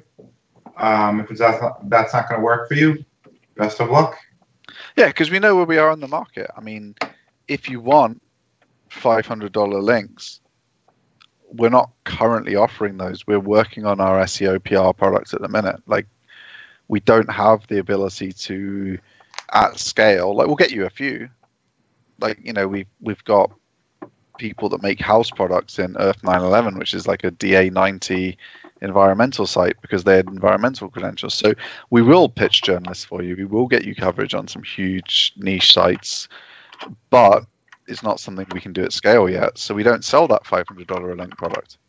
Right. You'll just get a few of them now and then for free as part of our regular product. So if someone comes to us for that, we can't offer it to you, so we'll send you somewhere else. It's just business. There's no point being confrontational. Like if they criticize, like say they come to Vin and they're like, well, you don't have PhD writers. Why aren't your writers able to do Why this the fuck PhD did you even content? get in touch with me? It's like, okay, go Yeah. talk to this person. Like, Yeah, it's it's like this isn't what I do. They're not, like they just want their thing. And we all know it from when we're looking for a service ourselves online, and you go onto Google, and I think this is where a lot of it comes from. You go onto Google, and Google is still good as it is. It's pretty bad. It's just so much better than what came before. It seems pretty good until you're actually looking for something, and then you end up going to 10 different providers who came up for the thing you searched, and they're all terrible. So then you have to search for some obscure thing to find people talking about providers so that you can get some real recommendations and then find the actual providers you want to work with. Because, to find, I guess if you type in order content, you're not going to get word agents just yet. No. I actually, to be honest, I haven't SEO'd word agents once. No, but you know what I mean. Like if you wanted to find word agents or you wanted to find Reach Creator, you're not going to find us if you type some really short tail thing, because that's just not how we find our business. But people will try going to a few of the the weirdos that have spent a fortune ranking, and they'll be frustrated. And so by the time they find you, they're already frustrated. I think that's something we all have to bear in mind. Unless you're number 2 on Google or something for your short tail phrase, and you're one of the first people they speak to. If you're the second person they speak to and they're a complete arsehole, that's just because they're a complete arsehole. But if they've spent 6 hours trying to find someone who can help them with this client problem they haven't been able to solve, and you're like the 15th person they've spoken to, if they're a little bit frustrated, you just have to be able to understand that it's not that they hate you. And they're not they've just gone through this dance with, I don't know, Garrett's been through it with some finance stuff, trying to find someone to take care of some stuff for him there in terms of that. When they waste your time, by the time you get to the 10th person, you're not in the best mood. So you hit them with, I don't want this, I don't want this, I don't want this, I don't want this. And then you're the 10th person, you think, geez, what the fuck's wrong with this guy? They're trying to avoid what happened the first 10 times. But we take it personally. We're like, why is this guy asking me all these fucking questions? If you're a good account man, you're a good salesperson, you understand that's not what they're doing. They're trying to, they've had enough by that point. You have to just be able to, and it was really interesting. I was at a small business event, and the speaker was talking about how his business became miserable because he got all the wrong clients. And his whole story was, his lesson was, oh, you just have to stay small and fire all your clients. And the real lesson was, he was a terrible account person. He needed to hire an account man to handle those relationships so the clients wanted what he wanted. Because they actually did want what he wanted. They just didn't understand that that's what they wanted, so they made his life miserable. If you haven't got those account management skills, you need to hire someone that can do it, and it'll double your income. Wait, we're breaching our main topic a little bit, so maybe we should jump into that. Yeah, sorry guys, it just kind of rolled in with that. Yeah. So the main topic is just a topic. We haven't planned any of this, and we've delved into it a few times on the show already today. If you're new to SEO and you're learning, should you specialize in something, or should you generalize? And that might mean, should you be a generalized one-man band and you outsource everything, but you have a good enough idea that you can tell that your contractors are doing good work or not? Or do you specialize in something and say, I really like link building, and I'm going to be an expert in link building over the next 2 years. I'm going to study it and do it, and sub that service out to other service providers, and you're the subcontractor.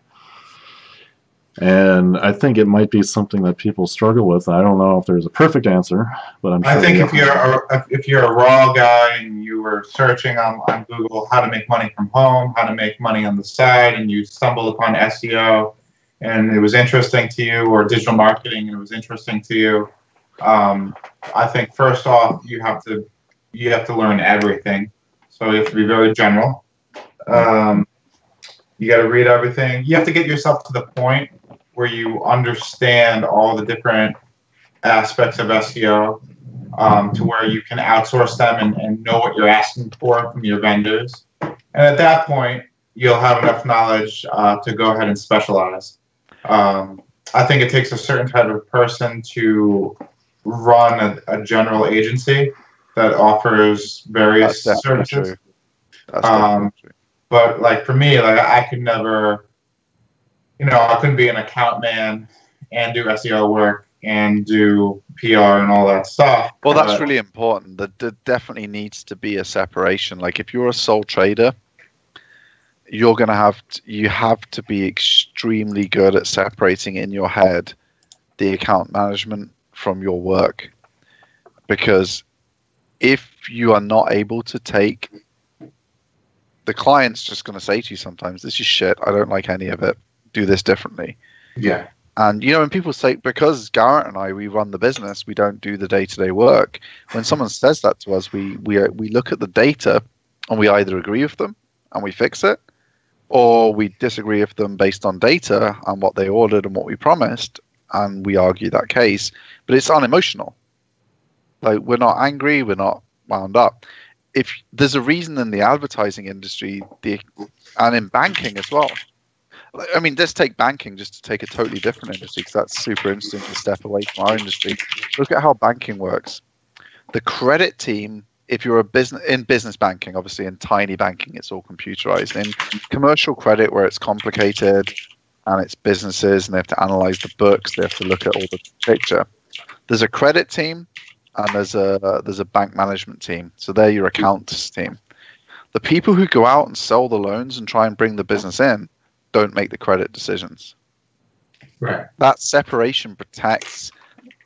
Someone with a nicer way of saying it tells the customer what the bank can do. Hello? I can hear you, buddy. Okay. And someone with a better way of saying it to credit explains what the client wants. And that's the same for your business. If you're a sole trader, you're going to have a really hard time in a creative industry like SEO, because you're going to hear some horrible things. You're going to tell someone, look, this is going to take 6 months. Your site's a mess. I have to fix all of these problems. And then 2 months later, they're going to be like, you're a piece of shit. You failed. You haven't achieved anything yet. And it's different and you didn't promise them 2 months. You told them at the beginning. And you're going to feel really cheated by the fact they're turning on you. An account professional won't feel cheated. They'll feel like, well, we didn't explain this right the first time. How do I understand what they're feeling? And how do I bridge it? If you feel offended that your work's not being appreciated, you're going to really struggle. So I think being a sole trader in this industry and doing everything is really, really hard. Yeah. For that reason. I think we're kind of getting off the topic. We're talking more about running a business versus completing a task or completing a well, no, but that's essential. Like, whether you'll be successful in business or not depends on how you'll respond when you're told that you're a piece of crap, which will happen to you a lot.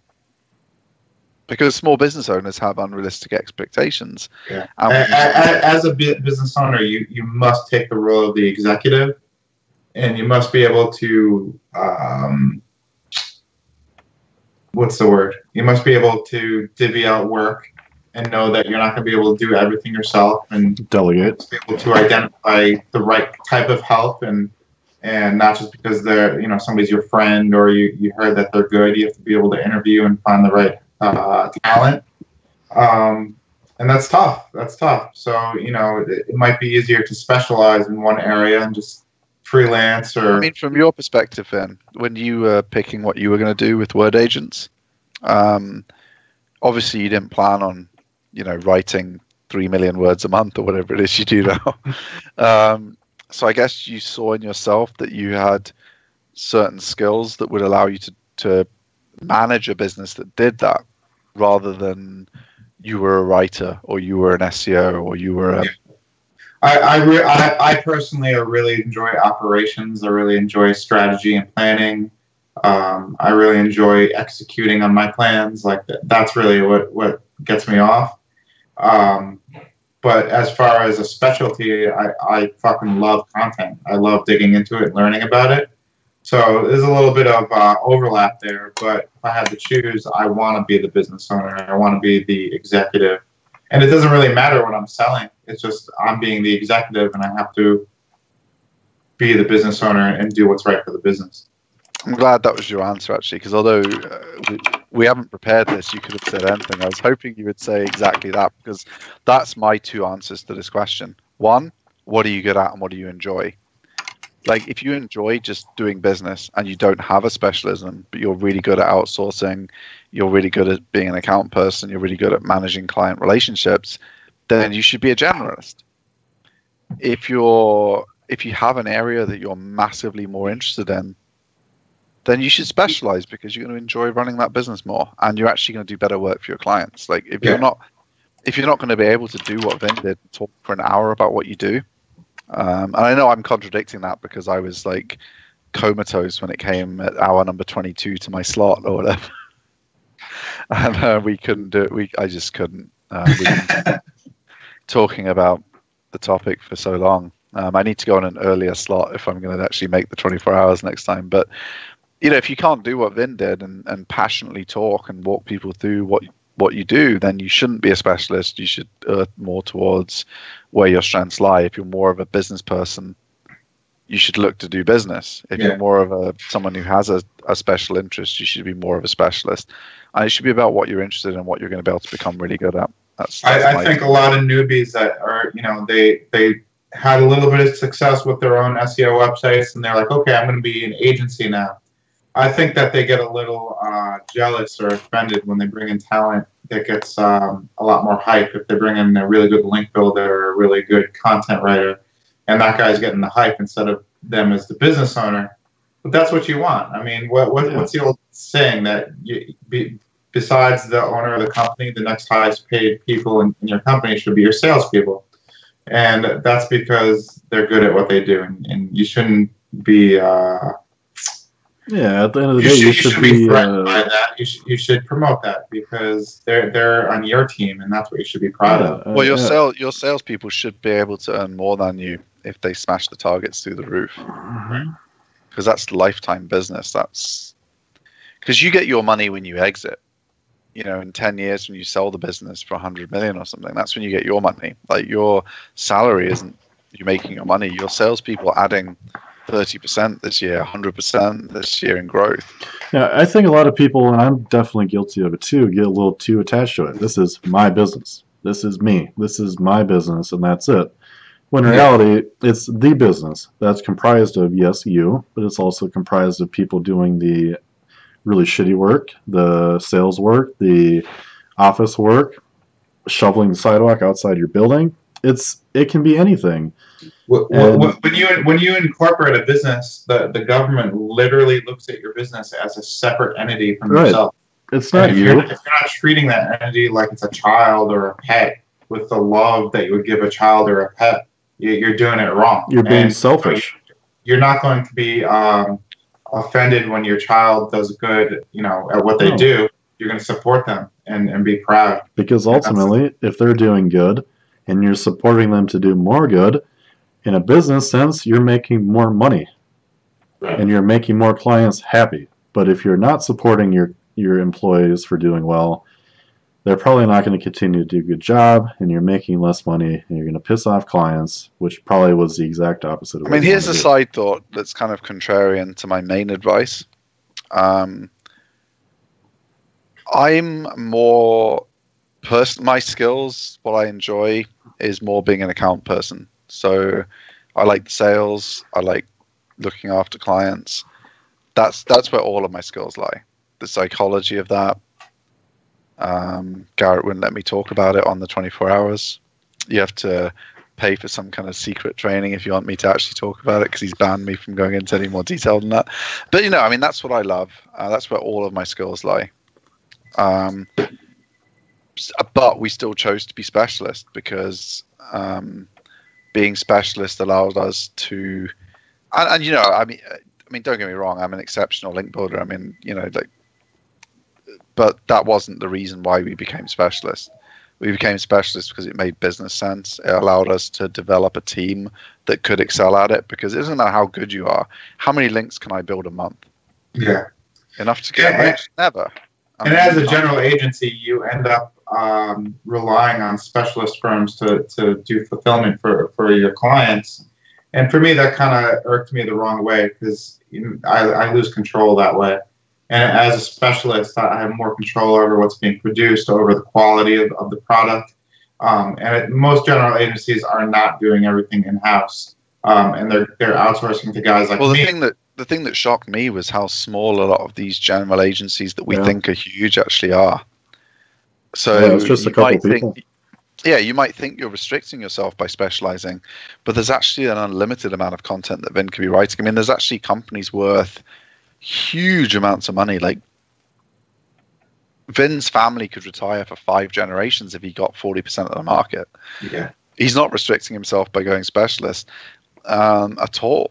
I don't know the figures for like link building and that part of SEO. That's why I used the content part, because I know the figures for that. I've seen some of the Fortune 500 companies and their books in the content space, and it's insane. Like, his family could retire for 5 generations if he got 40% of the market in the US alone.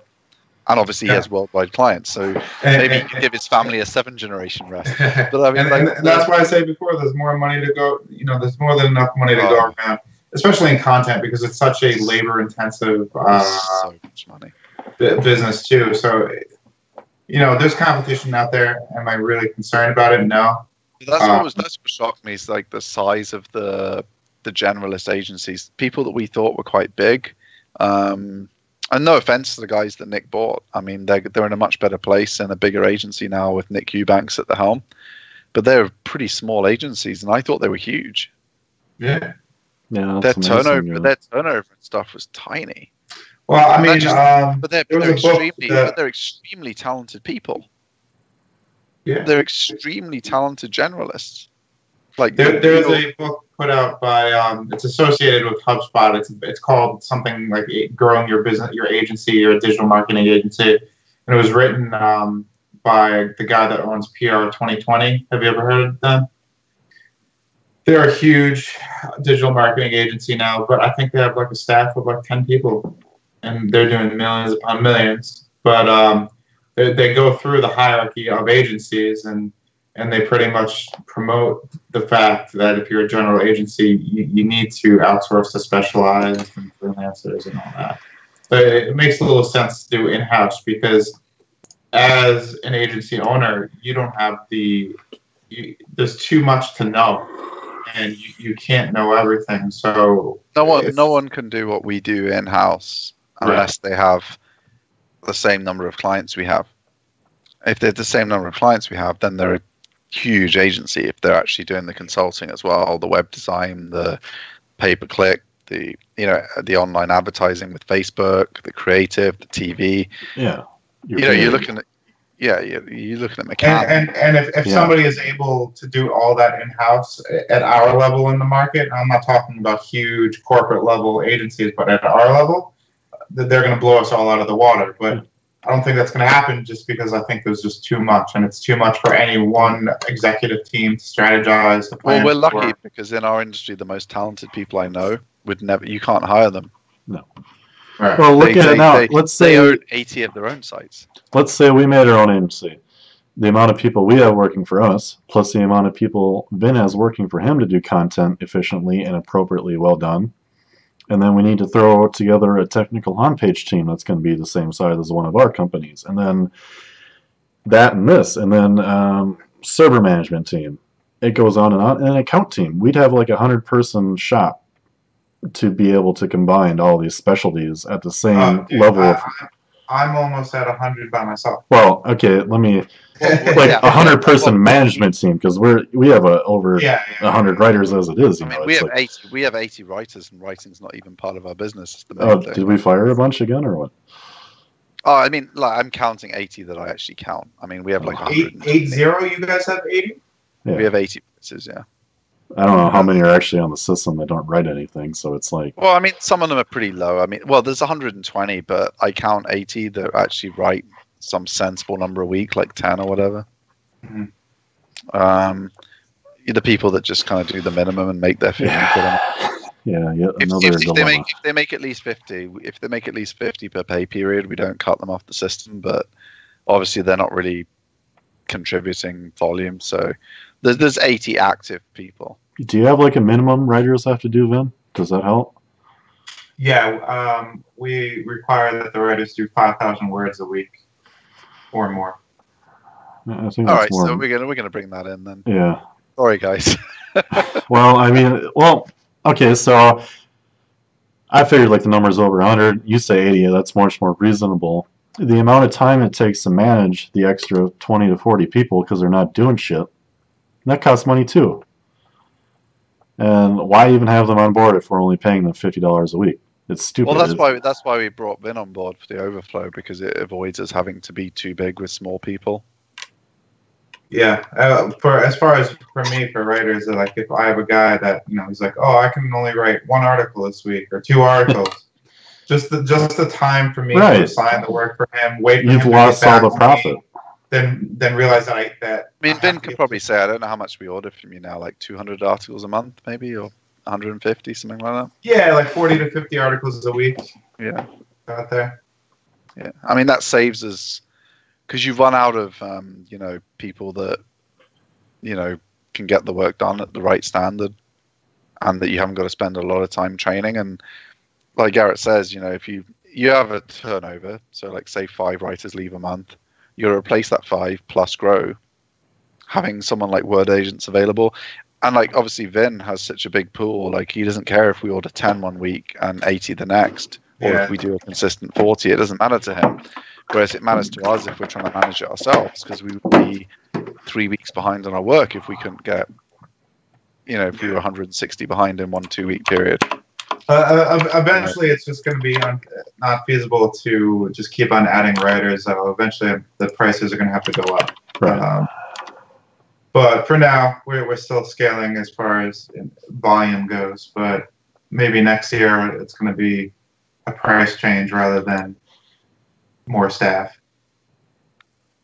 Yeah, and I think as long as the new writers you bring on are worth the money, people will automatically select the tiers. That's something we've discovered, is we haven't taken away our bottom tier, but when people see the middle tier, no one wants it anymore, except people that have the legacy pricing. The people that are still paying us what they were paying 18 months ago.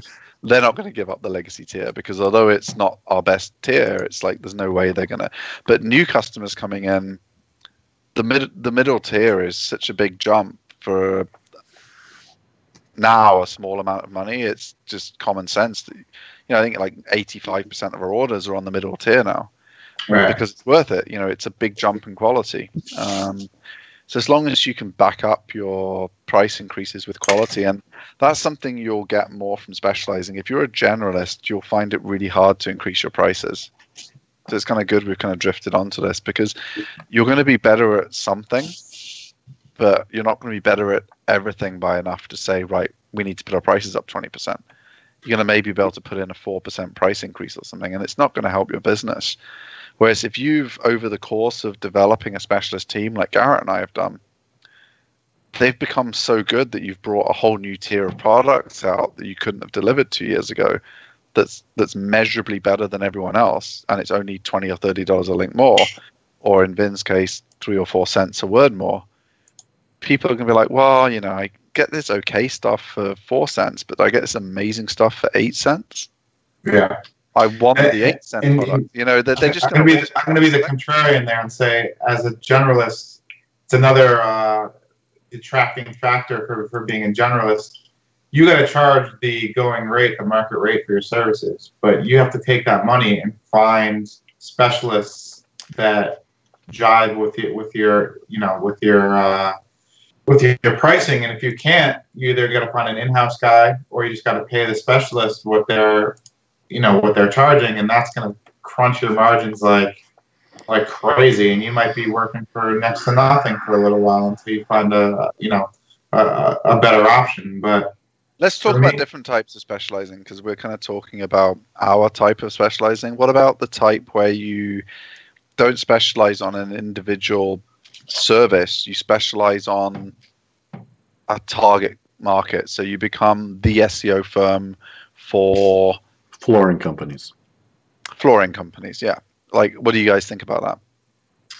I think that if you're an SEO generalized firm, that's the only way to do it. I don't think that you should be a firm and take on all verticals. I think that you should only specialize in one vertical. Why? So, I understand what you're saying, but I don't even think... No, why? Explain. More detail, please. Why? Because you need to know your vertical, and you need to know the ins and outs of your vertical, and it's just too much to know. If you're going to be, I'm going to attack every single vertical, you're not going to be able to be as effective as if you have the intimate knowledge of one vertical. Just to play devil's advocate, though, doesn't that come against what we do? Because we specialized in one particular service, but we haven't specialized in a particular vertical. Well, I think you guys specifically have you've nailed out a process where identifying the pain points of the vertical is part of your operating. We'll take your business. Would it be better if you were like the finance writing firm in the world? Would you charge more? Yeah, it would be better. It would be better. So maybe there's an angle for that too. That it's not. There's two types of specializing, and if you can do both, maybe you can make more money than anyone. Okay, yeah. Well, we're going to go back to doing Viagra links. They're $1,800 a piece, and Viagra. We don't charge that much. We don't charge that much more. But you do need to contact us for pricing because it is not. Well, and the main thing is you actually need to have a license to sell the goddamn stuff. If you're an unlicensed company selling weird like imports from India that have lead and all kinds of weird shit in them, then we're not really interested in working with you. But if you are one of the 5 big companies that have a license to prescribe Viagra online, we are very, very good at getting you links. And we do unpaid links in the Viagra niche. But we do charge $500 a link. So word agents will move towards expert level niche specific writers, but like you said before, that that you could go out and build $500 links, but you're just not there yet. It's the same thing with us, where I just don't have the recurring revenue and all the pieces in place to say, hey, I can build individual teams for individual verticals, but that's something that's definitely going to be coming through. We have a finance team. That's the only super specialism we've got. Medical, we're just generally so good at across the business. We haven't needed to build like a separate specialism for it. But for finance, we've got like a really narrow team, certain writers, certain outreach consultants. Yeah, and it could be broad too. It wouldn't have to be like anything. It could be health, finance, technology, legal, But that's still down the road. But I think it goes back to what I was saying originally, and you've got to really base it on your expertise and your experience and what you would enjoy. Like, because we're building a SaaS at the minute, which is going to come out later this year, and it's going to do just as well as our link building business because I'm well known as a link builder, but it's not my main skill. My main skill is just an account person who can take a product, define it, and find the right people who want that product and people who are just a little bit either side of that product, show them why they would choose that one instead of what other options they've got. When we bring the SaaS to market, it's going to do, and it's not going to be a unicorn SaaS. It's a very niche SaaS. That's going to do just as well because that's the skill that we've got between Garrett and I. That's what we enjoy doing. So you have to think about what you enjoy doing is the main thing because you're going to be doing it for a lot of years. Like, what age are you when you're making this decision? How am I going to get into online marketing? I mean, there'll be some older people doing it, some 50 plus people, but most of you who haven't already decided what you're doing with your life are going to be, 24 to 34. When are you planning on retiring? Like, if you're ambitious, 50 or something, like you're going to want to do something you enjoy for 20 years. For sure. Do the bit you enjoy. If the bit you enjoy is like, if you're like Paul Shapiro, the bit you enjoy is like sick, like machine learning research, and That was that's so above my oh, pay grade, man. what a presentation he Yeah. brought on for the show. And if that's what you enjoy, that's what you need to be doing for 20 years, because that's how long you're going to be working for before you can retire. If what you enjoy is talking to clients and selling product, designing product that clients want, analyzing the market, then you want to be doing that. So I think a lot of it's down to you, because I think we've all shown that you can succeed in totally different ways. I mean, look at I'm trying to think of some people that have gone really general. I mean, I suppose Nick Eubanks. I mean, I didn't want to use him. I was trying to think of someone else just because we've used him a few times. But you know, they're a full service agency, and they're looking to they're buying people to add more full serviceness. Like, they didn't do all the creative video stuff before. Now they can do it. You can be insanely successful if that's what you enjoy. Right. Like, you can tell his personal preference is towards the technical, but his business preference and what he enjoys is towards building a big generalist agency. So it's not just what you enjoy doing yourself, because you can keep doing what you enjoy. Like, I would bet he spends a load of time doing what he enjoys in his business. Mm-hmm. But he can bring other people on to do Yeah, but he bits. probably also enjoys bringing these people on and watching his business become huge. And Yeah. he knows that he can trust his experts that he's bringing in and all that fun stuff, to where, obviously I'm not speaking for him, but We could probably do a whole other Yeah. show about identifying the right kind of talent, but I think Yeah. that might be a little bit outside of I Yeah, think we but- should get wrapping up here. It's been a couple hours. Oh, yeah. Well, we did our don't tweet this because I kind of let loose the. Yeah, he let loose the demons there, but that was a good don't tweet this. Give it to us again, Vin, just It's quickly. called. I've talked about it on the show before. It's SEO Osmosis, coined by Mr.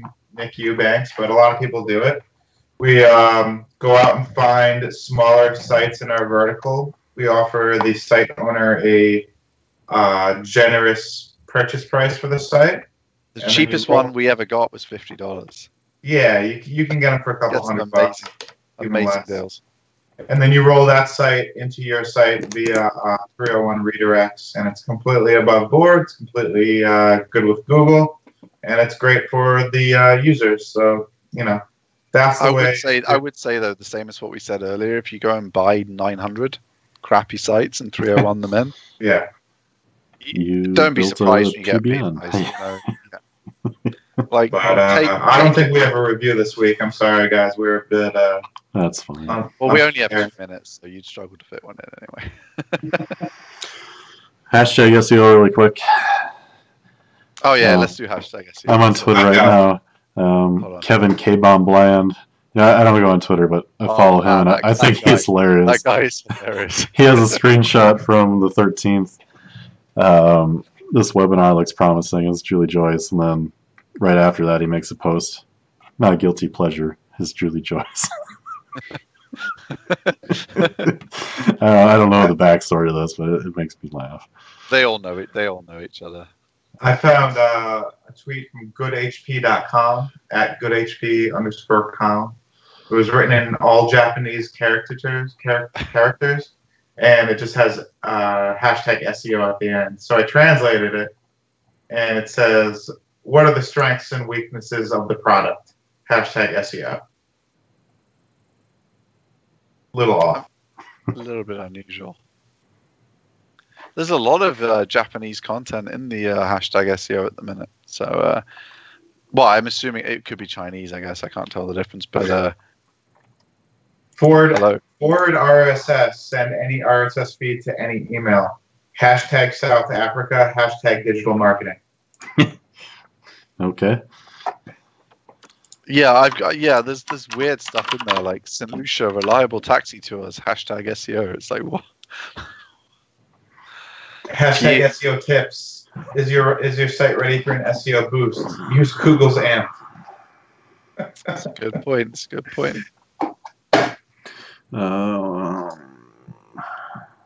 I mean, forget this Vin word agents bullshit and paying him his new increased prices.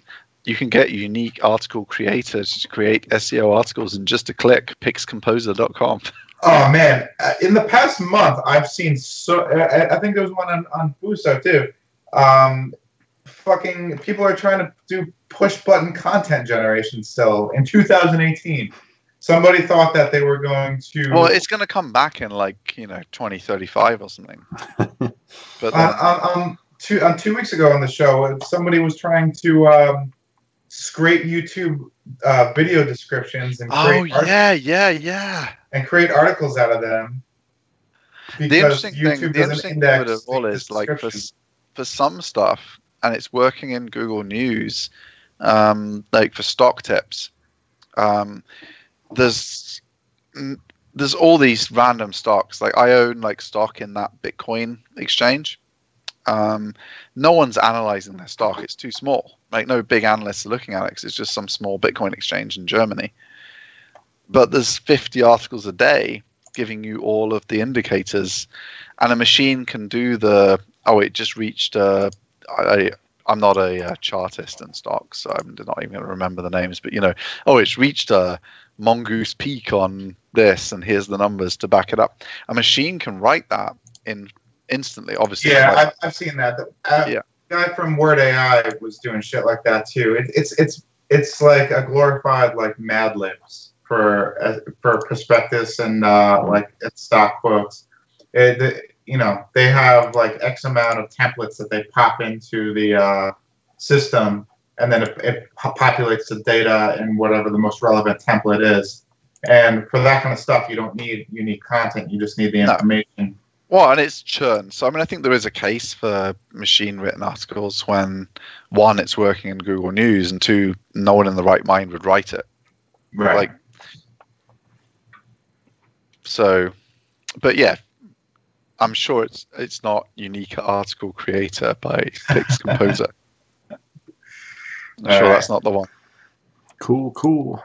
I think that's it for the week. Yeah, so the replays are going up.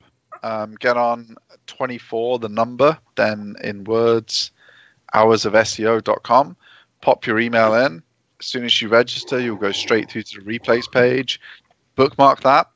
And we've got 2 up. There's going to be 2 more up by Saturday. And then pretty much every week, 2 more videos are going to be going up. Can you share our Just Giving link again? Yeah, please. Let's bang that out. Yeah, 1 second. And if you want a super cool t-shirt, get on and buy one of those bad boys as well. All the links, though, if you go to 24hoursofseo.com, register, you'll get all the replays, all the links you need to donate, buy some merch. The red mug has been super popular. I think we've sold an insane number of the red mug. If people would buy something more expensive than the red mug, that'd be cool too. And hey, that t-shirt already landed me a new client, and it's only been 2 weeks, and I've only worn it a couple times. So yeah, now he's told me that I'm probably not going to leave the house without the t-shirt now for the next 6 months until I land a client. I'm not going to wash. I'm not going to change it. There you go. All right, guys.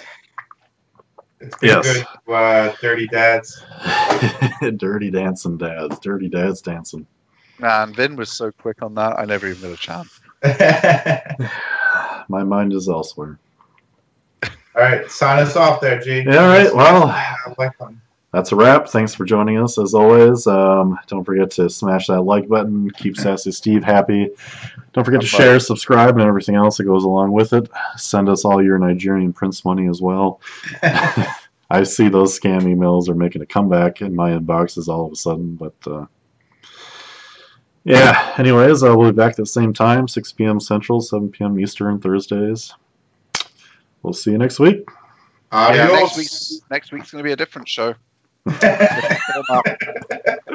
Goodbye. You don't say. See you later.